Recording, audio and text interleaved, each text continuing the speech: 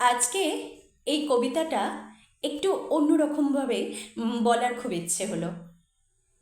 কবিতাটি হলো কবি আর আলাদিন, জয় গোস্বামী লেখা।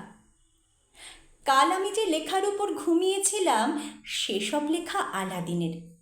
আলাদিন লিখত, তুমি জানতে নাকি সকালবেলার নতুন পাখি। মাটির ওপর সেসব লেখা ছড়িয়ে রেখে আলাদিন ঘুমিয়ে পড়ত।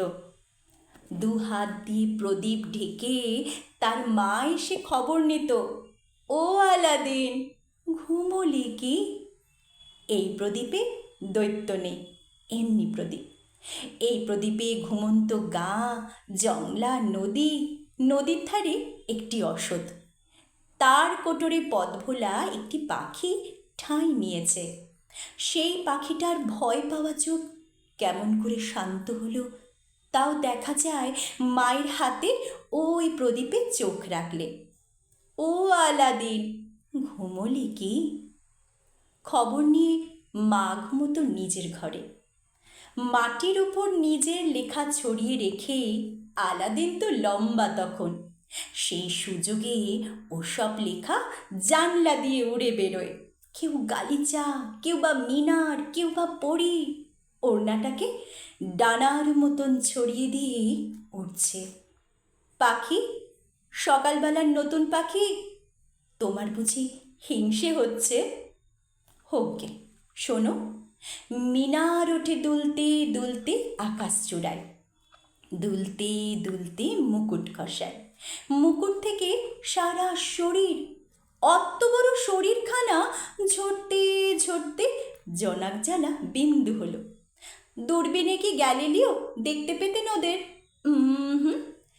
গ্যালিলিওর সঙ্গে আবার আলাদিনের ভাবসাব নেই, কিন্তু সেসব অন্য গল্প, পরে বলবো। এইদিকে সেই গালচে তখন ভাসতে ভাসতে নামছে মরুভূমির মধ্যে। যেই না মরুর ঠান্ডা বালি স্পর্শ করলো, অমনি জানো সে গালছে না, সমুদ্র ঢেউ।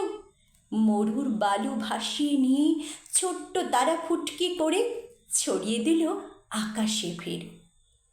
পরি তখন ওড়না পরা সেই পরিটা উঠতে উঠতে পৌঁছে গেছে চাঁদের কাছে। ওড়না ছুঁড়ে চাঁদকে বেঁধে নিয়ে চলল পিছন পিছন। গালছে ভরা সমুদ্র তার শেষ কিনারে। শেষের পরেও আরেকটু শেষ তার ওধারে। কি আছে তা কেউ জানে না, কিন্তু পরি দুহাত মেলে ঝাঁপ দিল, আর শূন্য, শূন্য, শূন্য তো নয়, সমুদ্রই তো। সাঁতার কাটা গালছে তখন আকাশ ভরে ঢেউ খেলাচ্ছে, তাতেই পড়ে ডুবছে ডুবছে, ডুবে কোথায় তলিয়ে গেল। ওই যে দেখো, ওড়না বাঁধা চাঁদটা শুধু আটকে আছে ভোর আকাশে। সে চাঁদ তুমি দেখলে নাকি সকালবেলার নতুন পাখি? ও চাঁদটা না আলাদিনের। আলাদিন চাঁদও বানায়, বানাতে নেই। ও আলাদিন, আলাদিন গো, দেখি আজ কি বানালে? ডাকতে ডাকতে ঘরের মধ্যে ঢুকেই দেখি আলাদিন ঘুমিয়ে আছে, নিজের লেখা মাটির উপর ছড়িয়ে রেখে। নমস্কার।